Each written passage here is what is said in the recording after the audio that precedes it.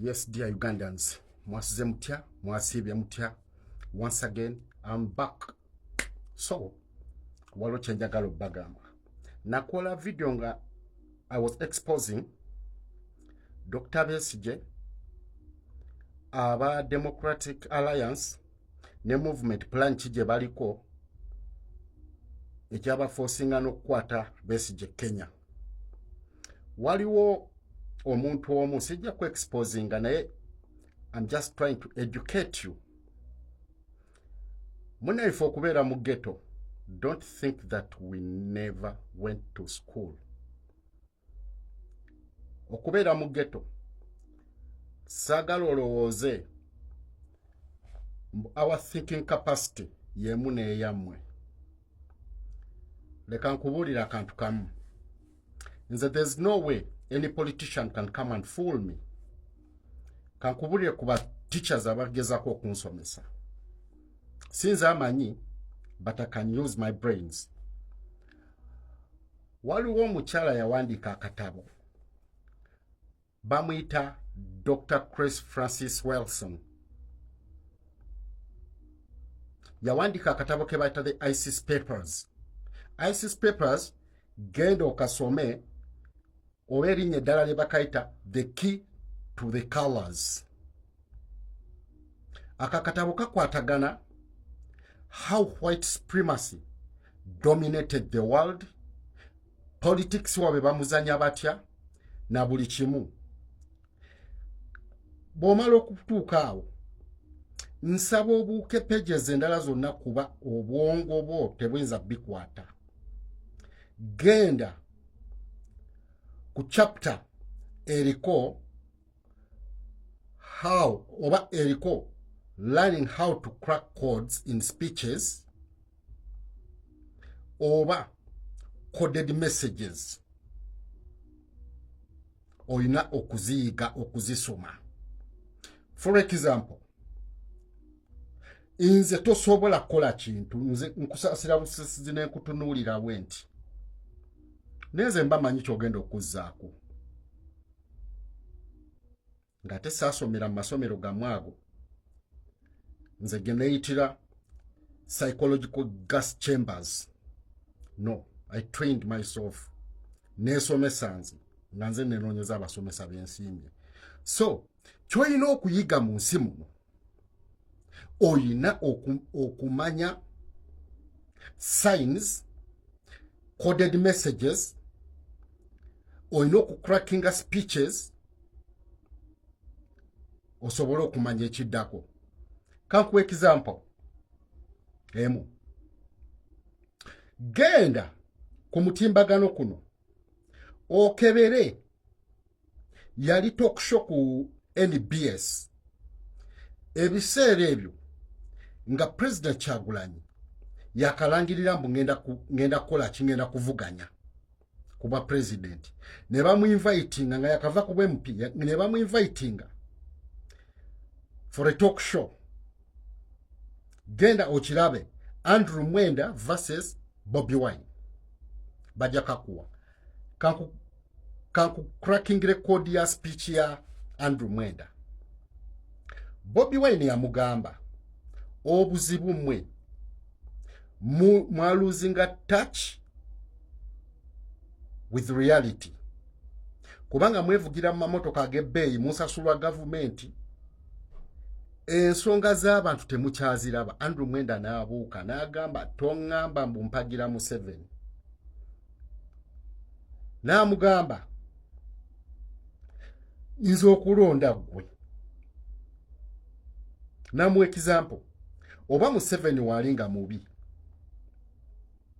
Bobi Wine ng'aliwo yagamba if Museveni is bad, Bobi Wine is worse. Muwanga Kivumbi is worst. Yadde yenga awagira Museveni. Atawagira Museveni. Ajasooka kwatagana ne Museveni. Basoke babitinge bana ababiri. Muwanga Kivumbi ne Bobi Wine. Then Museveni wamala okuyingira office. Then atadde mu opposition atandika omulwanyisa. Ani akyogera? Andrew Mwenda. twagenda okulaba mu kisanja kino atembeta ne PLU amaliriza etya mbu buli awagira wano akalulu ku kawe Museveni. Omanche yali ategeezaawo kati nganze accordinga asobola kangambe to decipher messages yali ategeeza the message wasn't meant for Bobi Wine. The message was meant for the regime outside there. As a result, what happened? Toyinza kubanga otegera revolution yokusinga Mugisha Muntu. Toyinza kutegera revolution yokusinga Sejusa. Toyinza kubanga otegera revolution yokusinga Besigye. Baina idea y'amaanyi singa bali baagadde akaseera ako bandyegasse kuba waliwo big chance ey'okwegatta Mugisha Muntu, Sejusa, Besigye ne bajja beegatta ku Bobi Wine. Lazima akalulu omusajja singa yavaako dda.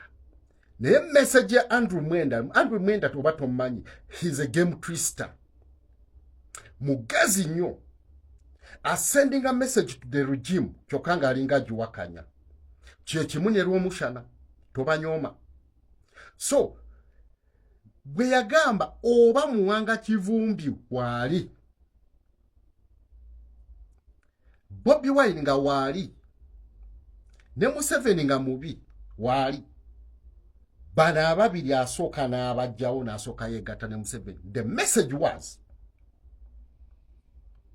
please simba waabaffe ono muvubuka obwongo bwaze nabwo nenyinyonyola jannyonnyola ebintu agenda tujjawo. Yensonga lwaki Mugisha Muntu yakuba campaign, Sejusa naye najja n'akuba campaign, Kiza Besigye n'awagira Amuriat ne bakuba campaign, awo ate ne bateekawo ne Mau ne bakuba campaign, just okumenya amaanyi ne message eya Bobi. Akalulu we kagwa ate ne balaga mbuno bakomawo beegatta ku opposition. Can you think with us? Kye kibuuzo kyange kyokka. Osobola okulowooza naffe? Kati bwe nkugamba akazannyo ka Besigye ne regime towakananga nnyo. Nandibanga siri 100% sure, naye mbeera sure 90%. Kankuwa ekyokulabirako. Nze I can crack even messages mu games zemuzanya. Ekisookera ddala game ya pool table omanyi kyetegeeza. Lwaki ebiseera ebisinga ebeera ku blue oba green? Green bw'ogenda mu maps representinga ensi ne bakuteramu emipiira egya yellow, egya red, ne bakuteramu ogwa black n'ogwa white. We are four races in this world. Kati omupiira omweru bwe gwina okuba giri we giggwamu gyonna ateeba black yawangula. Do you know what it means? Olowooza lwaki black n'enjeru bwe bigwamu lumu game eba disqualified? Era bafuba nnyo okulaba ng'enjeru yeesigala ku table. Message erimu eyo, the white man oyo cue ball ajja kulwanyisa bali bonna. After finishing them, the black man will be the last. In case waba amulwanyisa bonna ne bafa, game eba tebalibwa. Ye yalina okusigala ku table on the green ku nsi kuno oba the gland oba on the blue ku mazzi. It's a political game naye tokimanyi. Omulala olowooza lwaki chessboard ya black and white? Lwaki black eva etambulira mu defensive ate white etambulira mu attack? Black man eva bakuteka mu defensive yensonga lwaki we defending okuva from the white man. That's how deep I can decipher things, brother. bye.